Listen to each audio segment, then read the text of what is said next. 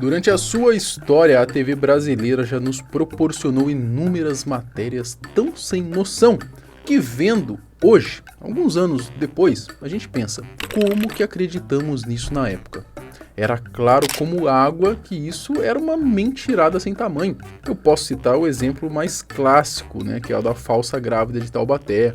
Tem também daquela menina que chorava a vida, vocês lembram? E outras reportagens, no mínimo, duvidosas. Bom, pensando nesse assunto, nesses absurdos, nesse vídeo a gente vai falar sobre as vezes em que a TV brasileira foi enganada. Ou melhor, que nós fomos enganados por conta da TV. Eu sou o Marcelo Milos, fica comigo, depois da vinheta eu te conto.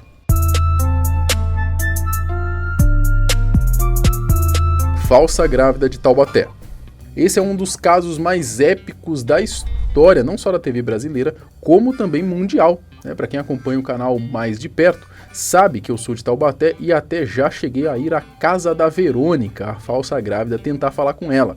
Taubaté é um lugar que já foi e ainda é muito importante para o país, né? Já foi o município de maior produção de café do estado, por exemplo, e aqui já nasceram grandes personalidades do Brasil, como a Hebe Camargo, Monteiro Lobato, simplesmente o patrono da literatura infantil. Mas após esse acontecimento, nossa cidade só é conhecida no resto do país pela bendita falsa grávida de Taubaté. A gravidez seria um caso raro, 1 em 700 mil. Verônica afirmava que tinha engravidado naturalmente, sem nenhum processo de inseminação.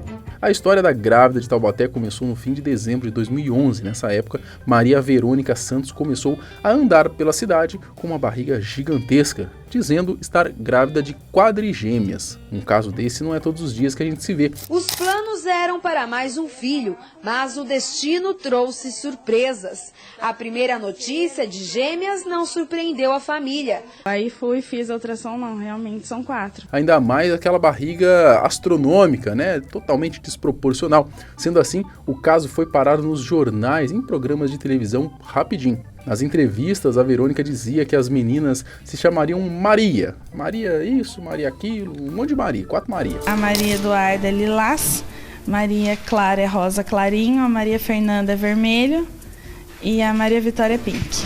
Que havia engordado também por conta da gestação, que a família passaria por problemas financeiros com a chegada dos bebês. Por conta disso, o casal recebeu diversas doações de roupas, fraldas e demais produtos para recém-nascidos. Por onde ela passava, ela ganhava presentes. A farsa durou pouco mais de um mês e durante esse período ela foi celebridade nacional. E até que a mentira, começou a ser revelada. Primeiro quando o casal foi no programa Hoje em Dia da Record receber mais presentes e falar sobre como que estava a vida deles. A Cris Flores, que já tinha uma certa suspeita vendo a Verônica de perto, achou muito estranha aquela barrigona e principalmente a facilidade com que a gestante se movimentava. A Cris aceitou fazer o programa mesmo desconfiada. Enfim, tava super desconfiada. Eu falei, gente, eu não posso fazer programa com essa mulher porque eu acho que ela não tá grávida. E aí levaram ela pro meu camarim, falaram, conversa com ela, descobre se ela tá grávida. E aí eu joguei a real com ela. Eu falei, eu acho que você não tá grávida. Eu preciso ver a tua barriga pra ter certeza que você tá grávida. Aí ela começou a chorar, deu um escândalo. Vale a menção aqui também do choro emocionante do Edu Guedes. O pessoal vai atender vocês, atende... É emocionante mesmo. Só que a Cris, diferentemente do Edu, ela não se convenceu de que a mulher estivesse falando a verdade. Então a apresentadora falou com um repórter que voltaria com a Verônica e disse para ele investigar mais de perto a situação, porque não acreditava na falsa grávida. E bom, o resto vocês com certeza já sabem. O programa Domingo Espetacular fez uma matéria inteira, voltada para esse caso, explicando tudo, falando inclusive com um médico que atendeu a Verônica. Quando ela esteve aqui, a Maria Verônica tinha barriga de grávida? Eu nunca fiz atendimento de pré-natal, de gravidez na paciente Maria Verônica. Para enganar geral, debaixo do vestido largo ela usava uma prótese de silicone e muitos tecidos. A Verônica teve que devolver tudo o que tinha ganhado na época. Por conta da repercussão negativa da farsa, o casal precisou vender a escola infantil que tinham aqui na cidade também. Eu, inclusive, fui lá visitar essa escola também. E era a escolinha da Verônica, que é esse lugar aqui, tá vendo? Vocês podem comparar aí com as matérias que saíram, é que antes essa escolinha tinha vários elementos infantis aqui, então tinha desenhinho, essas coisas. Só que como depois da repercussão toda a escolinha fechou, né, eu não sei o que é hoje aqui, se é uma casa normal, se é aberta para algum negócio, mas a gente percebe que não tem mais esses elementos, foram pintados ali, a parede está toda amarela, mas era aqui que era a escolinha da Verônica. Enfim, né, se quiserem saber mais sobre o caso, eu recomendo esse vídeo que a gente fez aí, já faz mais de um ano, tá bem completo. Vou deixar o link aqui na descrição. Entrevista com PCC.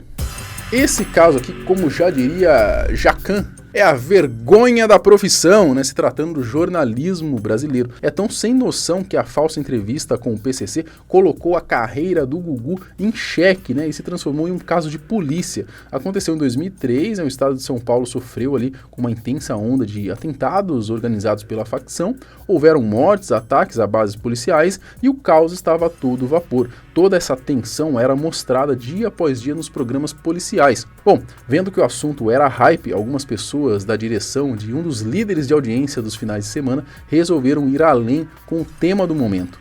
No dia 7 de setembro de 2003, o programa comandado pelo Gugu exibiu uma bombástica entrevista com 2 supostos membros do PCC, que eram identificados como Alfa e Beta.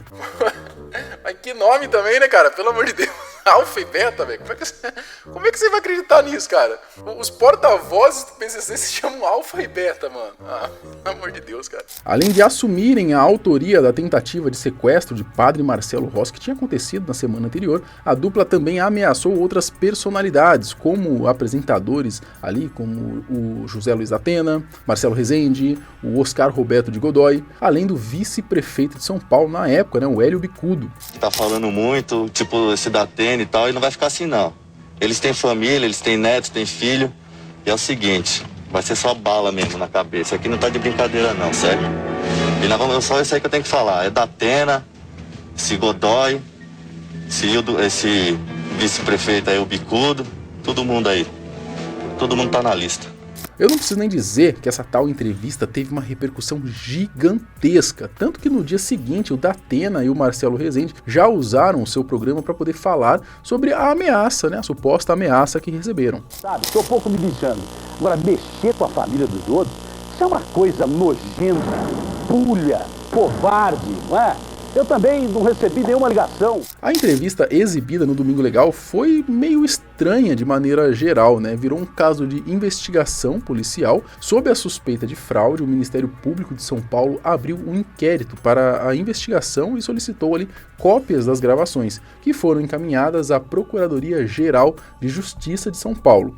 O DEIC, né, o Departamento de Investigações sobre o Crime Organizado, também entrou na jogada e passou a coletar depoimentos de pessoas envolvidas ali na produção do programa. Durante esse processo, o SBT e o Domingo Legal perderam patrocinadores, tiveram que tirar o programa do ar durante ali cerca de 2 semanas, né? E para piorar, o que muita gente desconfiava foi confirmado, né? A entrevista era uma farsa. O Gugu apareceu até mesmo no programa da Hebe depois ali para poder se desculpar sobre tudo, né? Mesmo alegando que ele não tinha conhecimento dos detalhes do material que seria exibido no seu programa. Ou seja, tirou dele da reta. Meu programa começa às 3h30, 3h40, eu chego geralmente por volta às 2 horas da tarde.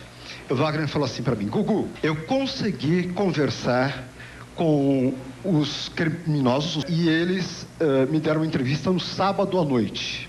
Geralmente, eu vejo as fitas, as matérias, aos sábados de manhã. Mas essa semana não deu pra ver Problema nada. dos seus pais. Não deu pra ver absolutamente nada. Falei, tá bom, Wagner. Reportagem, é coisa que chega quente. A edição foi feita durante a apresentação do programa Domingo Legal. Eu estava no palco. A gente também já fez um vídeo aqui falando só sobre esse caso, né? Então quem quiser saber sobre todos os detalhes, dê uma conferida lá, procura aqui no canal que vocês vão encontrar. Bom, no final das contas, os supostos integrantes da facção afirmaram que havia um roteiro, né, escrito ali para eles falarem, né, em cartolinas, com um texto em que tudo ali, tudo que eles tinham que falar, né? Cada um teria recebido cerca de R$150, né? Ou seja, bem pouco até, né? Para poderem atuarem ali, né? Participarem dessa entrevista, né? E a grande responsabilidade caiu sobre algumas pessoas da produção mesmo, só que não foi nada muito grave, né?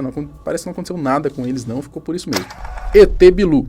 No começo da década passada surgiu um dos personagens mais maravilhosos que a TV brasileira já nos presenteou. O ser que só queria que buscássemos mais sabedoria, o ser de voz fina, mas de muita coragem, já que ele saiu do seu planeta para morar no meio do mato, no Mato Grosso do Sul, a lenda, o ET Bilu. Nossa equipe fica diante do que seria um extraterrestre.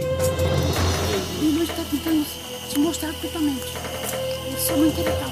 A descoberta do ET mais carismático que já passou por aqui veio por conta de uma reportagem do Domingo Espetacular, de novo Domingo Espetacular, cara, pelo amor de Deus, da Record, né, que foi mostrado como funcionava o projeto Portal. É uma comunidade, né, que entre outras coisas referentes à ufologia, acolhia então o suposto alienígena. O líder do projeto, né, era o autodenominado paranormal e ufólogo Urandir Fernandes, a quem também temos que agradecer todos os dias, né, por ter nos mostrado o Biluzinho. Mostrado o Biluzinho. Lá ele, rapaz. Na reportagem, Urandir apresenta inúmeras provas de que a comunidade já foi visitada pelos ETs. Também fala que apesar deles irem lá com certa frequência, não é tão simples assim conseguir um contato com os nossos amiguinhos interplanetários. Eu não vou dar detalhes da reportagem, até porque esse não é o foco do vídeo. Inclusive, a gente até tinha um vídeo aqui no canal falando só desse caso, né? Tava bem completinho até, só que ele foi devidamente convidado a se retirar do canal por conta de problemas jurídicos, se é que você me entende. Nesse lugar, eles construíram, então, umas casinhas, né? Parecia uns iglus, né? Que são aquelas casinhas lá que a gente vê nessas regiões mais frias, né? Pra meio que a galera que ia lá...